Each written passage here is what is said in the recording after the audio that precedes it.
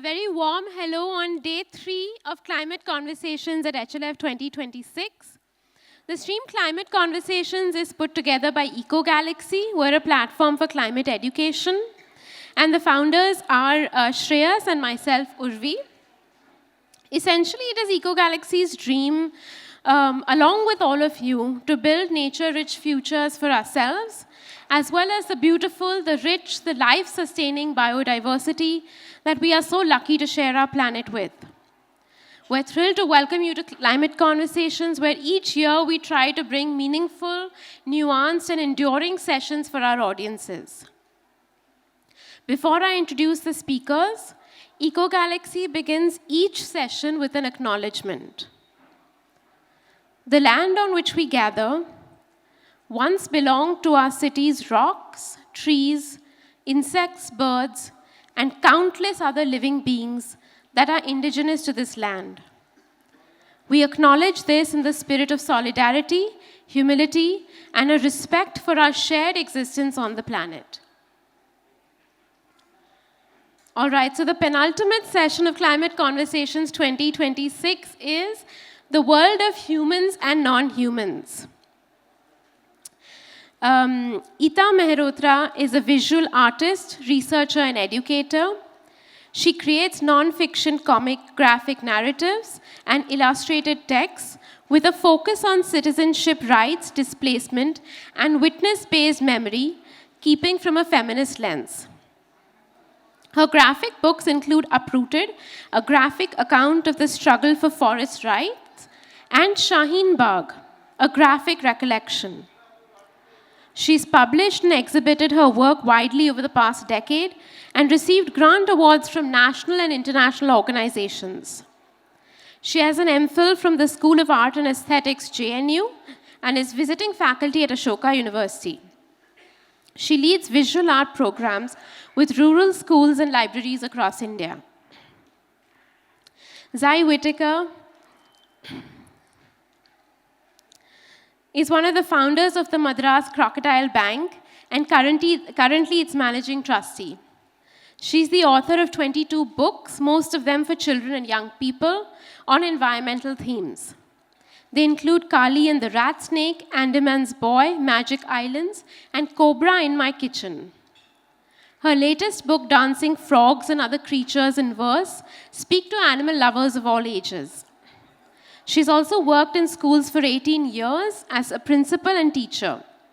She lives at the Crocodile Bank, which is one of the premier conservation organizations in the country. Frankly, there is nobody in the field who does not know Zai and has not learned from her formidable, fascinating work. So it's really a pleasure to have the both of you here. Not the least, our very own HLF core committee, Dr. Damodar Sridhar, has kindly agreed to lead this session.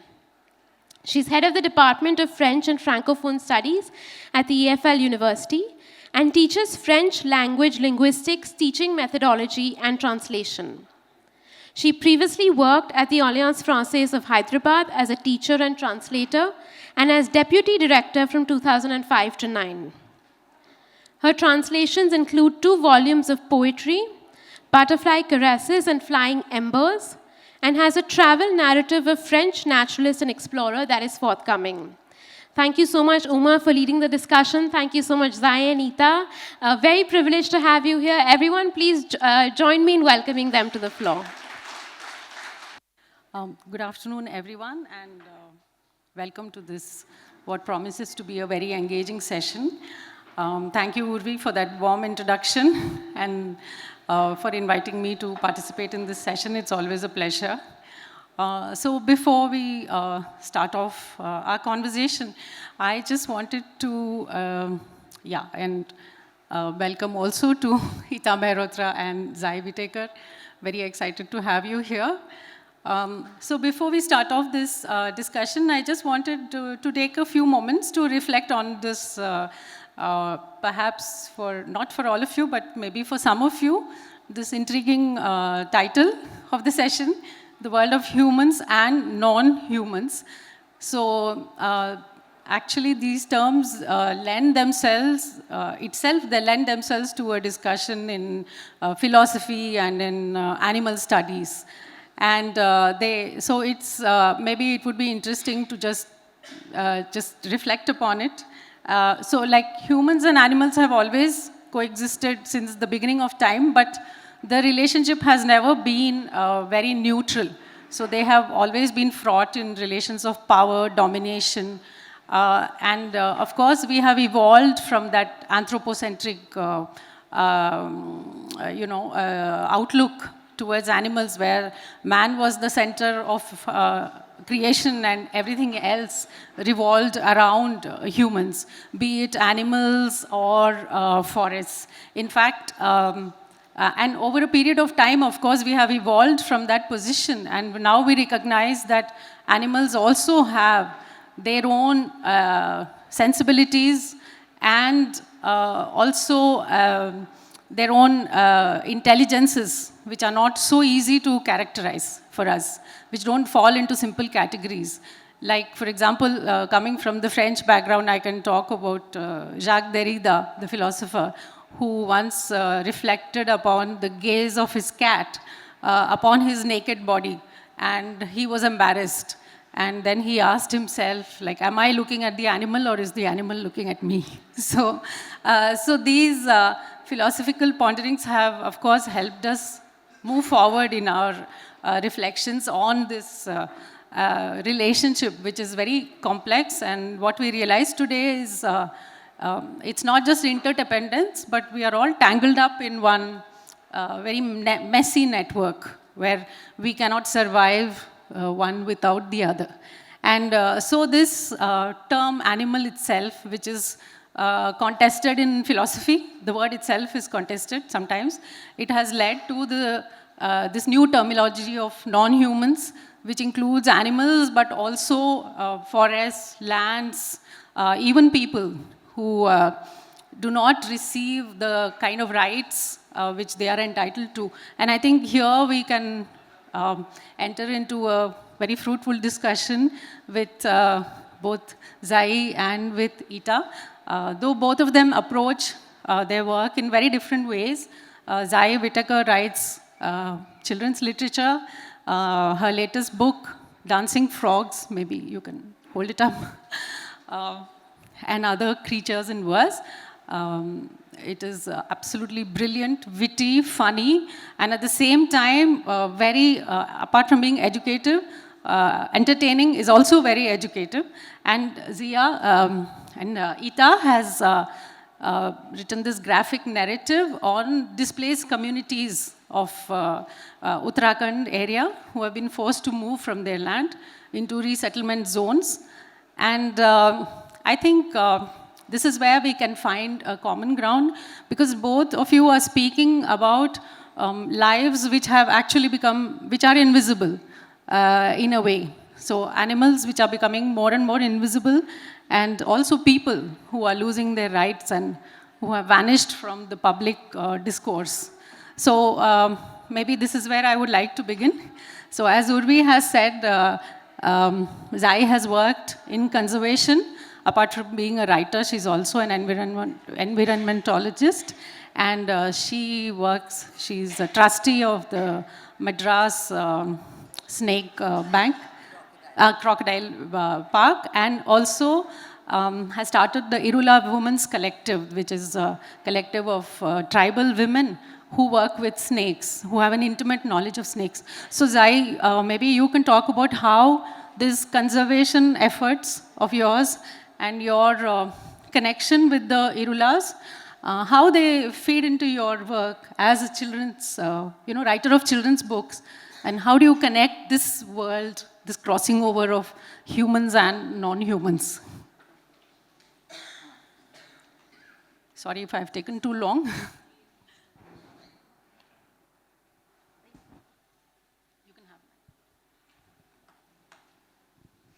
Good afternoon.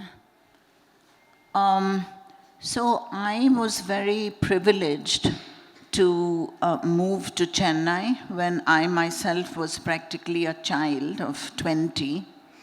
And I had grown up in a family of naturalists, but a very bird-centric one.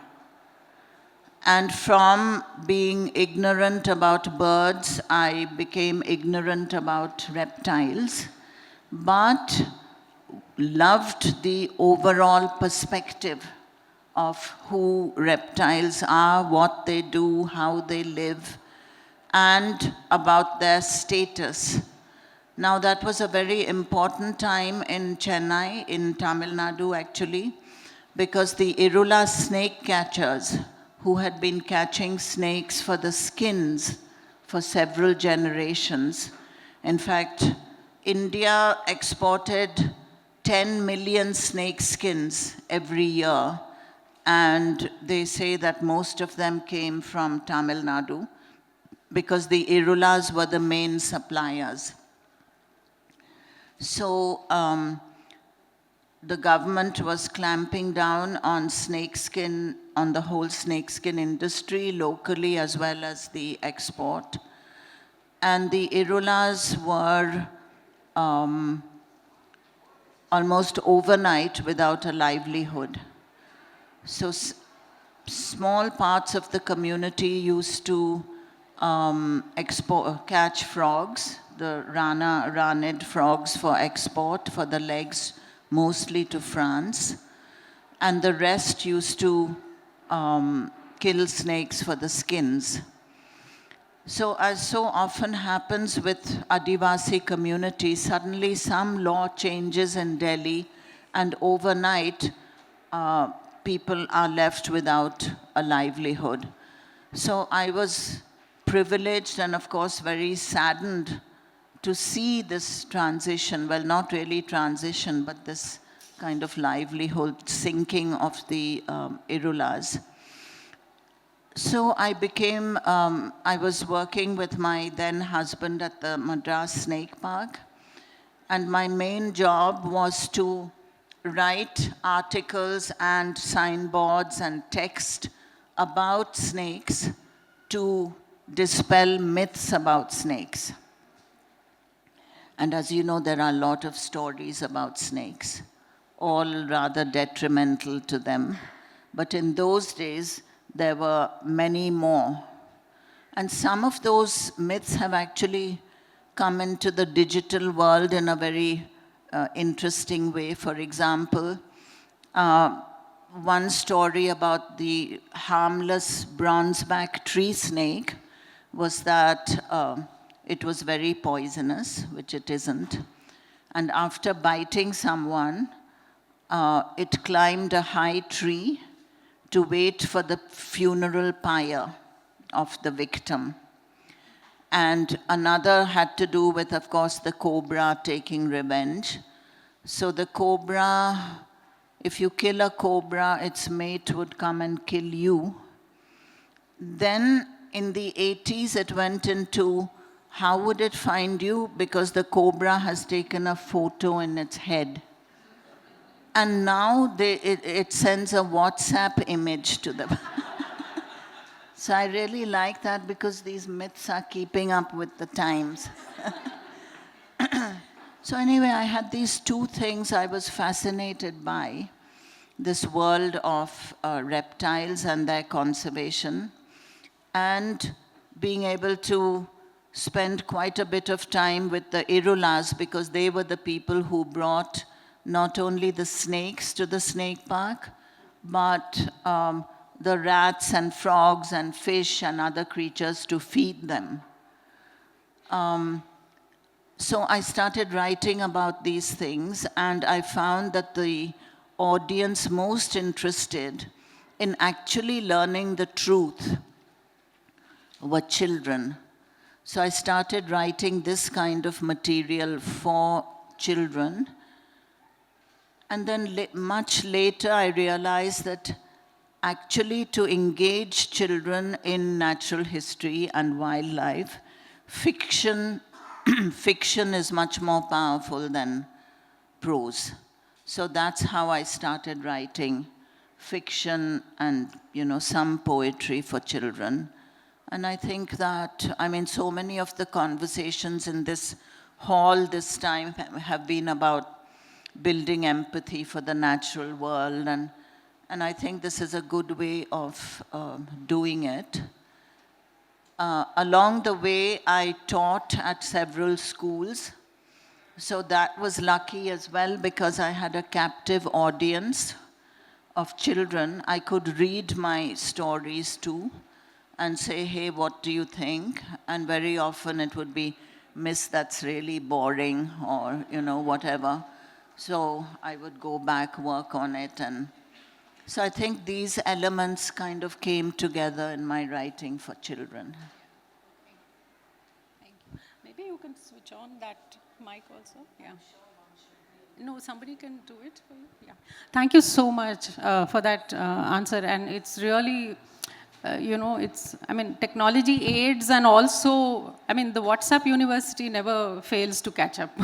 As you say, snakes sending WhatsApp, that could also be a possibility. Yes. Ita, now we will move to your graphic novel, and maybe you wanted to show some images, and maybe you could also talk about how your training as a visual artist, how it has moved you to this this topic. Of course, your first book was on the Shaheen Bagh protests. So this is not the first graphic novel which Ita has created. So maybe you could just explain how you went from there to this topic also of the Van Gujars in Uttarakhand. Yeah. Thank you, and thank you all for being here. It's been a lovely day and experience of being able to hear some bits of the climate conversations, and also to have my work here and be able to share it with you. Yeah, so as Uma was saying, I have worked with graphic narratives to be able to look from the inside at what people's movements mean. And so it is quite a perhaps different approach to saying what's happening with deforestation within uprooted in the lower Himalayas. In that, I begin not with saying this is something I need to work on, but thinking of what my place actually within what we still call democracy, how does it function with me?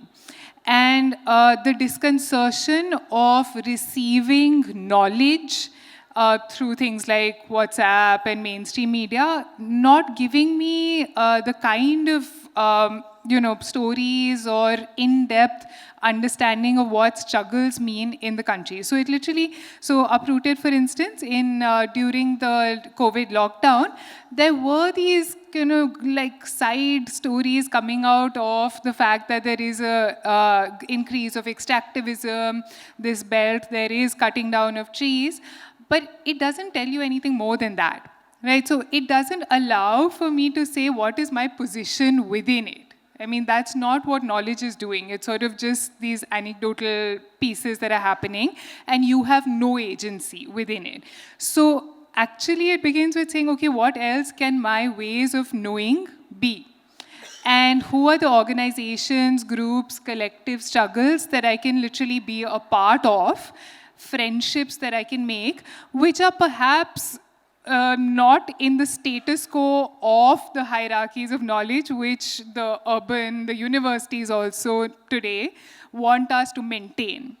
So it begins with this kind of feeling of wanting to disrupt the ways in which I'm receiving information and to go. And I think that's a big privilege we have within this country still, is to be able to go places, to be able to be in association with civil society and people's movements, which are some of the strongest voices and ways of working the world over. So this book happened with being part of the All India Union of Forest Working Peoples, which is a loose alliance of people's movements working with deforestation across the country, and the Van Gujar Tribal Yuva Sangathan, which is of the Van Gujar semi-nomadic buffalo herding community around the lower Uttarakhand Himalayas. So I thought I would just show you a few images to kind of bring us on the same page, so as to say, because it's also drawing as a methodology to slow down, and what does that mean as an experience of research, right? So I'll just take us through and won't describe it too much because I think we'll talk about it more. Yeah, so this is kind of where the book begins. It's actually images which were towards the end of the book, but in my research process. But this is the fires that spread across the Van Gujar settlements in 2024 when there was severe drought, right? And the police come in, they say that the fire was caused by some stove left burning by some woman, and then they make their way out, you know. And finally, it's the collective that, while doing all its other forest rights work, is also taking up what it means when these complete like devastation hits. Yeah? So documents are lost and all sorts of things. Of course, the buffaloes, fodder, all of it. And then we kind of move further in, which is to be within the settlement itself of communities that have refused to move, refused to resettle when these national parks for tiger conservation are brought in. And along all of this, I basically ended up doing a lot of just drawing on site and did many like posters and pamphlets and material that was required by the movement, but was also just drawing through the conversations. And with women, I realized like the only way to have a conversation is to follow them on their work, whether that's walking behind the buffaloes or, you know, collecting fodder or talking to them while they're climbing up really tall trees, because their work never ends. So there can never be this sense of like, oh, sit down, let's have a, you know, group meeting of some sort. No, I kind of just followed, right? And made friendships along the way. So yeah, so the buffaloes are in front. There is the pack leader of the buffaloes called Rosie. The pack goes where Rosie goes. Behind that is the Van Gujar women, and behind that there's me with a sketchbook. And that's literally what these past few years have been. Yeah. And so these are areas which are now the core zone of Rajaji National Park, and people are encroachers. And it's like the heart of tiger and elephant territory, which of course people have to be cleared of so that city dwellers can have this experience of discovering nature, right? Because you have to clear people off for doing that. And a lot of conversations, not just about the forest. There are people living in the forest, but you know, there's education, there's what to do with language, which language should children study in, how far should a school be in. It's people with their complicated set of like thoughts, not just how do you save the forest. In fact, one of the young people turned to me and said, you know, you come and do it. If like stop telling communities to only be like looking after the forests and animals. Yeah, and talking to older people who've been filing the claims for the Forest Rights Act and what it means to put together evidence that you exist and that you've been existing. Because being there and having homes and having a life is not enough at all. It's nothing, no? It doesn't count. So what does it mean to put together documents and give that to the, file a claim? So this is kind of like some of the conversation, some of the drawing that went in. This is one of the leaders of the Van Gujar Tribal Yuva Sangathan, Amir, who's talking about what happens when fires. So it's a mix of like on-site conversations with anecdotes and evidence collected from newspapers. This is from a Google image actually of what the resettlement site looks like, which was forest and has been made into agriculture, like tiny plots, to displace and put in Van Gujars who were forest dwellers. So it's this, so this is of like the visual from the map, and the area that's cordoned off here, Amir Hamza is showing me what has been planted by the forest department, which is an invasive species through which slowly, actually, it cuts off any other plant growing and the land gets depleted. And after that happens, it's called wasteland and is sold off. So it's kind of, again, moving through these landscapes while we're talking and note-making. And yeah, so a little more of the women leaders and trying to listen to them. A lot of the conversations happening at night. And yeah, I think we can kind of move on. So maybe we can get to these later. It'll go on and on otherwise. Yeah. Yeah, so So now you have a glimpse of how this book has been organized. And in fact, at one point where you saw the forest fires, so that man is actually saying that we help in preserving the ecology of the forest because we know how to control these fires. So, and also the women, I went through the book. So the women also talk about this very intimate knowledge they have about, one of them says that we left the buffaloes graze in the forest in the nights in summers because the tigers don't harm them.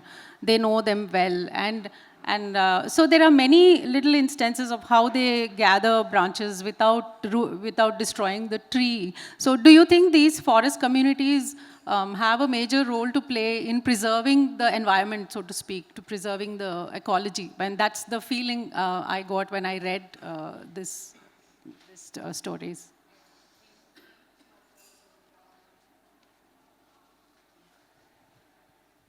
So similarly, among the Irula women, so when this whole snake bite business happened, we set up a venom center for the Irulas to extract venom to make anti-venom serum. And the women came to us and said, what about us? We don't really catch snakes that much, but we know a lot about the forest. So we started a women's collective based on their knowledge of medicinal plants. And unfortunately, it's going through a bit of a rough patch because of leadership issues. But some of the things that, one thing that has been very successful is that we set up a healing center for people who had elephantiasis, filariasis. So once the leg gets swollen, once the leg loses its shape, there's very little that allopathy can do for it. But the Irula medicines have had huge success with that. So people have come, spent 3 months there, arrived when they could hardly walk, and went away, not quite running, but certainly walking effectively, yeah. So there's a lot of knowledge that they have which could be used, yeah. So knowledge of indigenous communities is something which has to be preserved, and because it is of use to populations in general. And just to continue from there, to the book, if I could ask you, actually your book is all about little animals. So it's about, you have to absolutely read it because it's full of very, like I said, very witty small poems on, frogs, of course, as the title says, but unpopular animals like scorpions and beetles, and I myself came to know about a lot of interesting things. For example, this crab which scuttles up a coconut tree and eats coconuts. And I don't know how many of you have heard that. And about weaver birds, the male weaver birds who go through so much stress because the female weaver birds are so picky about choosing the right nest in which to lay their eggs. So what made you go for these little tiny animals? There are no lions, tigers, there are none of the big well-known animals in the book. So can you tell us about what made you choose these little animals? Just to go back a little bit, the genesis of this book was the fact that my sister was very ill and she subsequently passed away. And I went to be with her for the last few months of her life. And I wanted to have a little project that we could both do together. And this had been in my mind for some time to write a book of poems about animals. So in the morning when she was sleeping, I would write a poem and I would read it to her in the afternoon when she would respond by saying, oh, it's okay or it's very bad or whatever sisters say.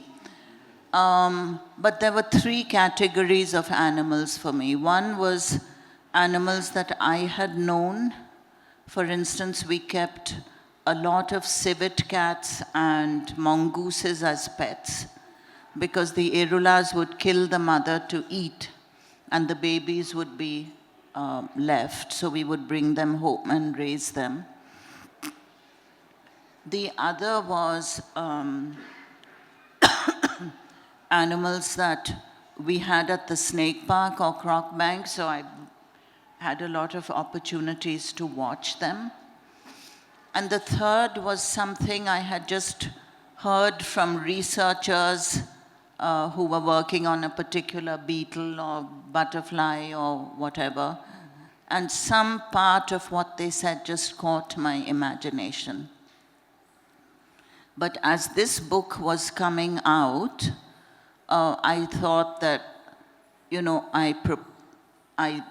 I'm supposed to be a naturalist, so I should have something about climate change in this book. So I added 2 poems related to climate change to try and make myself seem like an expert.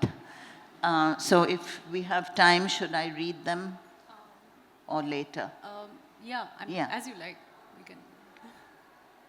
Whatever. Yeah, you could read them. Okay. Yes. And we'll move to it after that. Yeah. So the first one is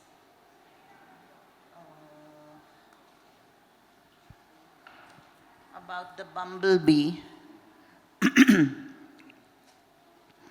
For Bombus, or the bumblebee, life is tough because, you see, it can't survive the temperature range brought about by climate change.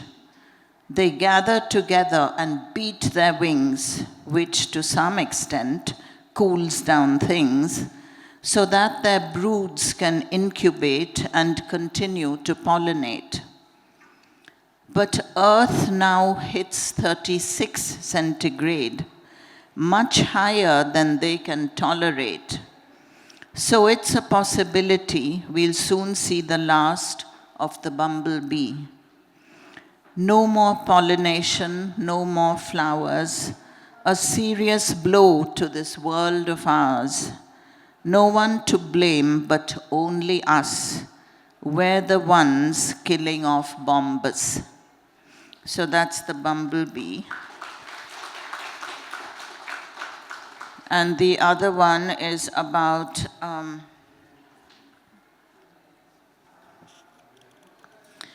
actually the poem doesn't explicitly say this, but the hermit crab has a real problem on its hands because of the rising acidity of the ocean and the fact that whole shells are just powdered before they reach the shore. So I remember when I was growing up in Bombay and then when I came to Chennai in the 70s, we used to find a lot of whole shells on the beach and a lot of very well-dressed hermit crabs with periwinkles and little clams on their heads. But that doesn't happen anymore.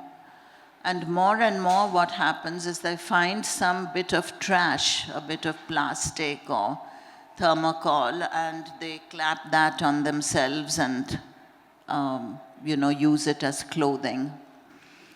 So this is called The Clothing Problems of the Hermit Crab. The hermit crab is different and doesn't really gel with all the other normal crabs because it has no shell. This unfair omission is certainly not right. Heard of legless centipedes or zebras without white? But the hermit's attitude is positive and fine. Finders keepers, he believes, and what I find is mine. So the naked hermit crab finds a shell and tries it. This he has to keep on doing till he finds the perfect fit. He scuttles away proud as pie, quite a dapper sight, but soon he's grown a little more. His shell is now too tight. Time to look for clothes again, and he's about to bawl. But here's a gown just made for him, collar size and all. His favorites are the periwinkles, as he likes the color scheme. Pink and gray, a touch of brown, a little dash of cream. So, yeah, some animals are adapting to the world that we have created and using bits of plastic, but yeah. Yeah. A rather gloomy picture. Yes. It's a very gloomy picture. But there are only 2 gloomy poems in the book. The rest are. Yeah, maybe we should have waited till the end to listen to these. Yeah. So, Ita, coming back to the question which I had asked you about the ecology and the role of the Van Gujars in preserving the ecology. So, I would like to just add on to that by asking you about also your visual representation of the Van Gujars, like we saw just now on the screen. So I noticed that in the beginning of your book, there are trees and the people are very small, and you know it's totally the drawings are totally overshadowed by nature. And as we move on in the book, I think it gets sparser and sparser as you talk about the different communities and you go more into their lives. So how has the visual helped you in what would otherwise be a sociological project, I guess, or anthropological? So how has the visual helped you to map the lives of these people in an ethical way without, you know, oversimplifying or dramatizing their lives? Yeah, thank you. I think there's many questions there, very interesting ones. So, yes, of course, communities like the Van Gujars have understood and known how to protect, and not just protect, but actually be in relationship with the forest around them. And also being semi-nomadic, actually it's not settlements, no? It's like there's movement that happens into very high up into the Uttarakhand Himalayas, and where they make homes that are seasonal and actually come down, fold down every time they move. So there's many ways in which they know what to do with and how to coexist. But again, I think I want to reinforce this idea of how to look from the perspective of what people today are struggling with in terms of the politics of dealing with forest department, of saying, no, we're also citizens of this country.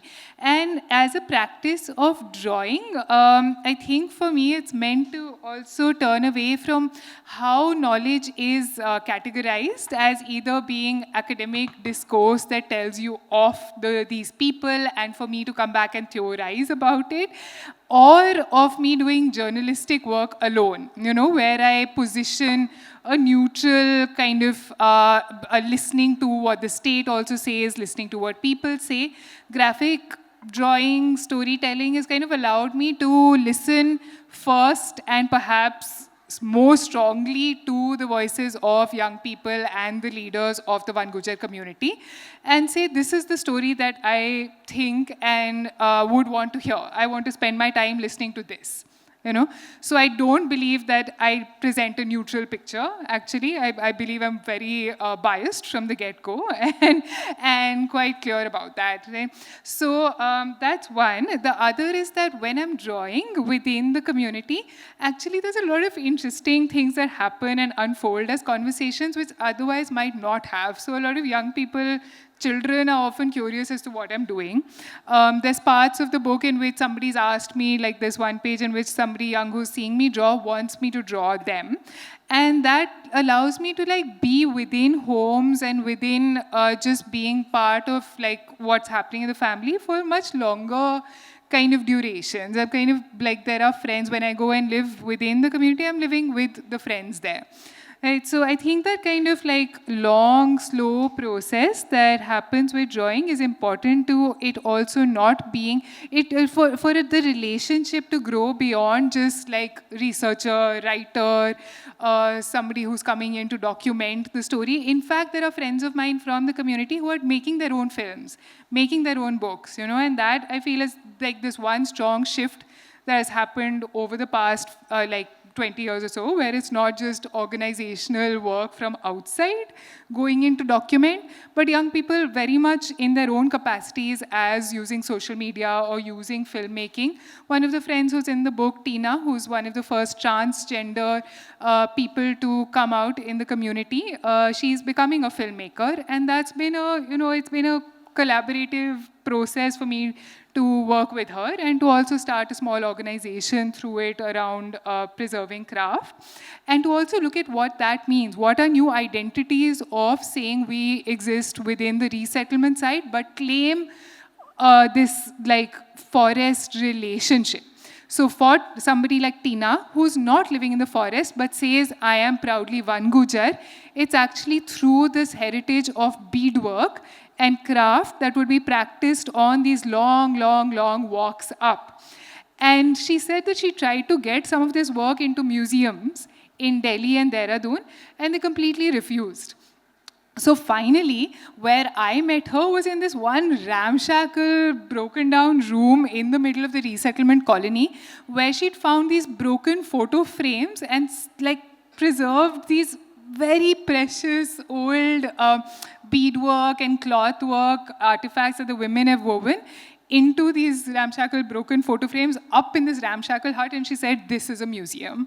And if you want to see what we do and our work, you make it here. That's the least you can do. I'm not interested anymore in having it in Dehradun.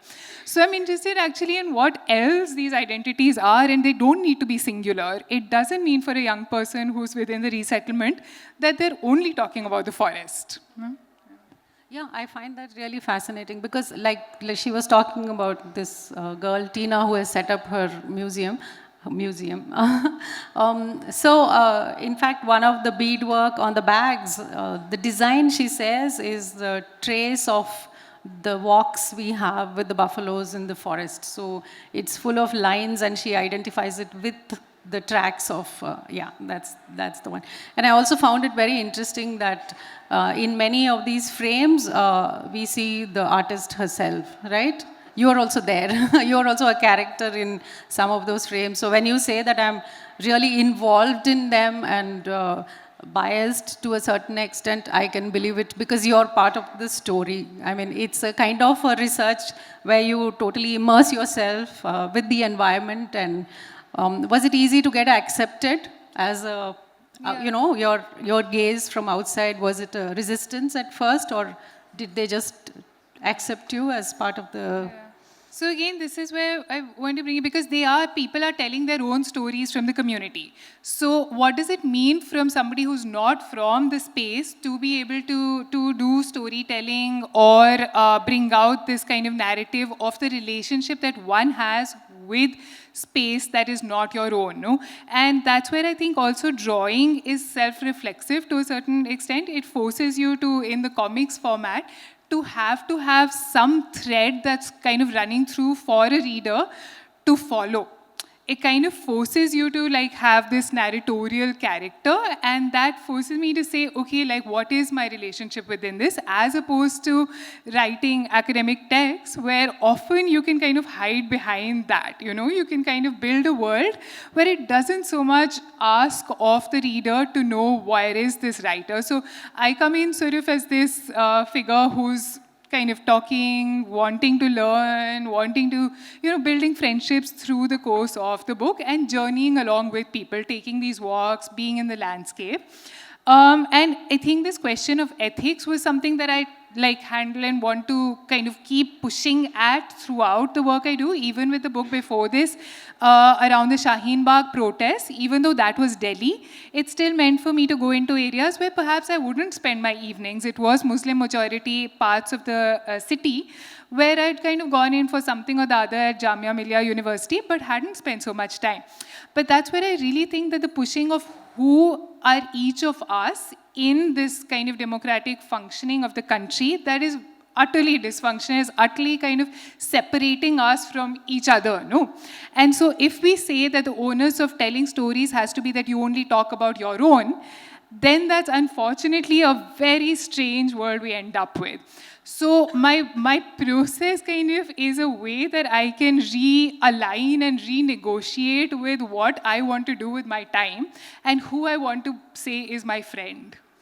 And then there are all these bigger questions of ecology and all of that, but honestly, that comes second to me. It's more fast. It begins with what is friendship to me first. Yeah, I'm really glad you said that, because this whole question of, who has the voice and who gets to represent whom and who has the right to represent whom. So these are questions which are really discussed a lot these days. And so it's, it's really fascinating for me that you kind of managed to insert yourself so neatly into that community, and that they just opened up to you and you were able to produce this. That's really commendable, I think. Yeah. So now I would like to move back to Zai. So I would again come back to this book of poems, because I just wanted to reflect a little, talk a little about the craft of writing here, because I think we should not overlook that. So these poems are written in a really very creative manner. So the verses slither across the page like a snake or a mongoose, or they are in free fall, like somebody saying E and the word is just falling to the ground, or black and white suddenly becomes white on black when there is a poem about bats in the night. So there are many other, and yes, the word camouflage, I think it is in the context of the chameleon, if I'm not mistaken. So the last 3 letters are missing. So when I read it, I thought, oh, there's a printing problem in that book. Then I realized, no, it's camouflage. So, I mean, it's really brilliant. So how does poetry and puns, how does it change? Because this is your first book, which is entirely in verse, I think, even though you've written poetry before. So how does it change? And another thing is, it's not just poems. On the other side of the page is a little factoid about the animal. So there's a little paragraph which explains the context, and then opposite that is the poem. So how did you come across, settle on this format? I don't know how long my throat will hold out. This just started a couple of hours ago, unfortunately. But poetry allows you to play with language in a way that you can't otherwise. So for children, it's a terrific medium. And some of what I did with the zigzag words and so on were done to try and amuse my sister. So, we both had a lot of fun with that. But I think I will continue to use that format because it is so powerful. Yes. Yeah. And so all the things that poetry does, the shorter lines, the rhymes, the stress, are all very, very conducive to writing what I now call animal poems. And I think this is something that I'm going to continue doing, because children seem to respond well to that. And really, if we want to prevent our planet from sinking gracefully downwards, we have to create an empathy for the natural world among children. So this was part of that. Okay, so that's good news for us that you want to continue writing such poems. And actually, coming to children, a lot of the times we see that the literature produced for children on animals, they are more anthropomorphic in nature, like, the animals talk like us, behave like us, dress like us, and all. So children are more exposed to this kind of animal writing. So what are your views on it? I mean, I can preempt your views, but I would still like to hear you. I think my view is that you should just, you can't have a rule about, that anthropomorphication is not good, or is bad, or you can use it. I think you just have to go with your intuition. Some things work for some kinds of writing. And let's not forget that if we didn't have speaking and thinking and dancing and partying animals, then we wouldn't have had books like Wind in the Willows, which to me is one of the genius books for children. So whatever works. And I use it whenever I feel like, whenever I think it works. And the children are smart enough to know that the cobra isn't going to say the things I've made them say in this book. They can't speak English and they can't defend themselves, unfortunately. So. Yeah, okay. I think it's really nice to have that kind of balanced approach to say a little bit of both is important. While entertainment is important, it is also important to know that an animal is an animal and not something which reflects the human nature. Yeah. I was also thinking when this conversation between how children and animals kind of work with each other anyway, and I was remembering how within this, the last time I was in the Van Gujar Dera, and the buffaloes, they were in heat, and there was these two huge male buffaloes fighting with each other in the middle of the riverbed. And the children actually kind of going between these raging buffaloes with blood dripping from their horns, and you want to run away from this scene. And the children going between those two raging animals in the middle of the riverbed, and like just coming in between them and talking to them to push them aside. And I mean, I can't imagine how scary it is looking at that. But when I was asking them, what is it that you're feeling? Like, how do you feel you can do this with the animal? And they said that, like, this such good friends of ours, no? The buffalo, humko kabhi nahi marega. Matlab, wo, like, they'll never, even if they're like at each other to kill each other, they know the buffalo as such a close friend. And like, how do you can never translate that into anything like a story. And I also feel there are so many things that should be left outside of a book. Yeah, so actually that was one of my questions, because you spent so much time with them. So we were talking about ethics of representation and all that. So are there things which you consciously, left out because, I don't know, too disturbing or too intimate? You wouldn't want to. Of course, then you can't talk about it here, but were there many or any aspects of that kind which happened? Confidences? Yeah, I mean, the friendships that have grown with some of the young women leaders and trans leaders within the organization are actually continuing, and there's lives being led together, and that's something that can't really come into the pages of a book. Beyond, there are struggles with marriage, not wanting to get into just leading households, and what does that mean? How do we as women who want to now lead organizations, how do you navigate that everyday reality of the pressures of, doing housework and going against family? What does community mean in that?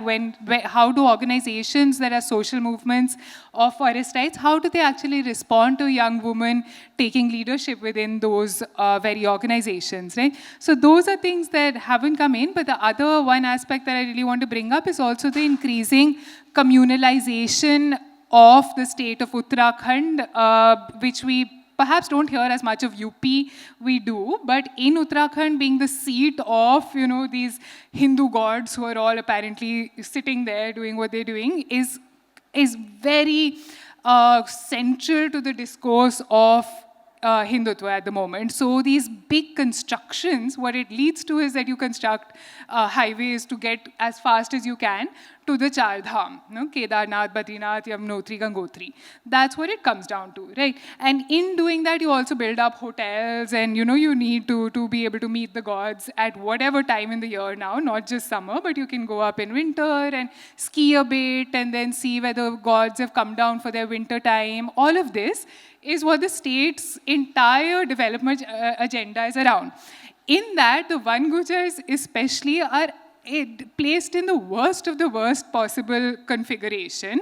They are nomadic, they are Muslim, they are also not a scheduled tribe. In Jammu Kashmir and Himachal, the Vangujar are a scheduled tribe, but here in Uttarakhand, they're OBC.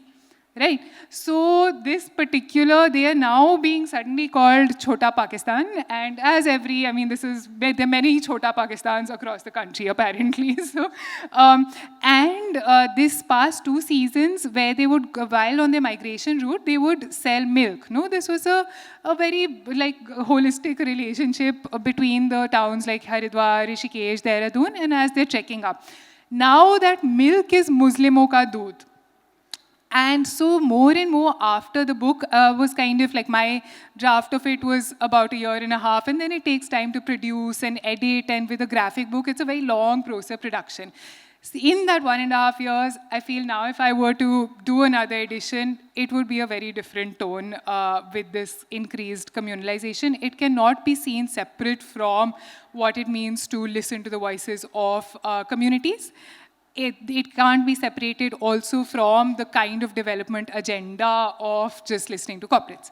It has to be seen together. So that's definitely what is now the conversation. But the strength of what the Vangujar leaders are able to do in the face of it is also really, really powerful. So I don't come away when I go to the Dera feeling like, actually, oh my God, nothing is possible. I come away actually from being with the Vangujar and the union also, actually feeling that people know how to deal, they are managing. It's actually within this urban crisis that we don't find ways.